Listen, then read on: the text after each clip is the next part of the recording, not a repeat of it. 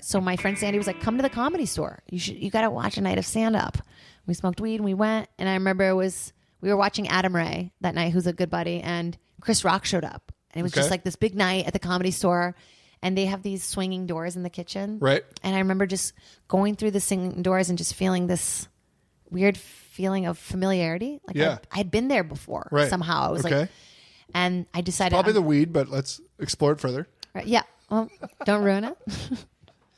Maybe that's like, I think I haven't stopped smoking weed since that day. This has been 8 years every day. Yeah, chasing that first night. Like the next day I came in, I was like, I want a job.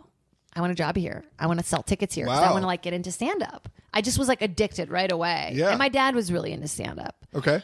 Like Andrew Dice Clay, Cheech and Chong, kind of dirty, just fucking, yeah. And they were like, well, you can't. You have to be a cocktail waitress because Mitzi Shore doesn't allow women to work here. Oh, besides that, because back in the 70s, she was scared her husband would fuck everybody.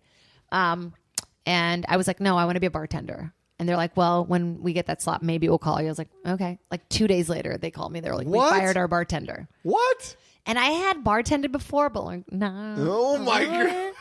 And then I worked there for like 4 years, That's bartending. Amazing. And then I got into stand up and, That's amazing. It was cool. I saw it for what it was. Did they fire him for you? No, I think it was a girl, but she wasn't a comic.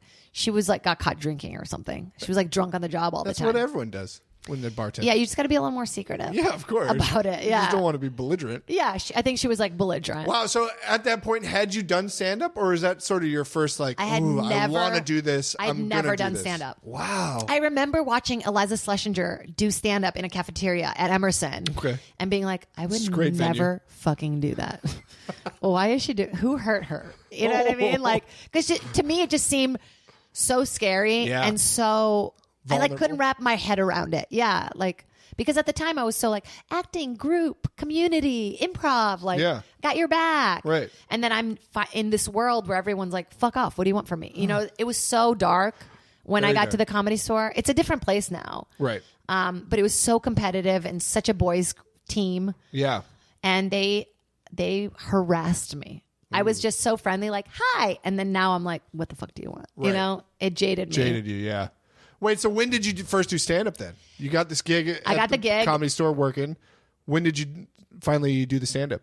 So I think right away, my first show was Crazy Cindy show in the Belly Room. Oh, at the Comedy Store was your first show? Yeah. Wow. So when you work there, you get these things called development spots because everybody that works there is a comic. Right. Which is awesome. Like, it's such a great community. And my class was just this beautiful, and then we started just we would do all the open mics. We would help each other. We'd share food. That's awesome. We'd drive each other. And I'm so proud of my class. Everyone's doing so well. What do you mean by class? So they have just like an improv, you kind of start with all the same people. Oh, so you took a class at the Comedy Store? No. It's just like called a class, quote unquote. But it's just the people that you kind of right are like struggling with and doing the open mics with. And so how'd your first set go though? This is what I always say. The first set, incredible, because it's a bringer show and all your friends are in the audience. They're like, you're amazing. How did you come up with that joke about your vagina? And I'm like, I don't know. And then it's horrible for 5 years, and then it's fun again. That's what they said to me at my first stand-up show. Yeah. I love your jokes about your vagina. That's my grade A material. Ooh, tasty. Ooh, tasty. That's actually the joke. Ooh, tasty. It's a weird word to hear. I'm an idiot. So that's great. So then did you start doing stand-up almost like every night, or were you working every night? I was bartending, and then I would do a set and eat shit, and then I have to be there the entire fucking night. Hilarious. And then people would come up to me like, oh man, rough set, huh? Yeah.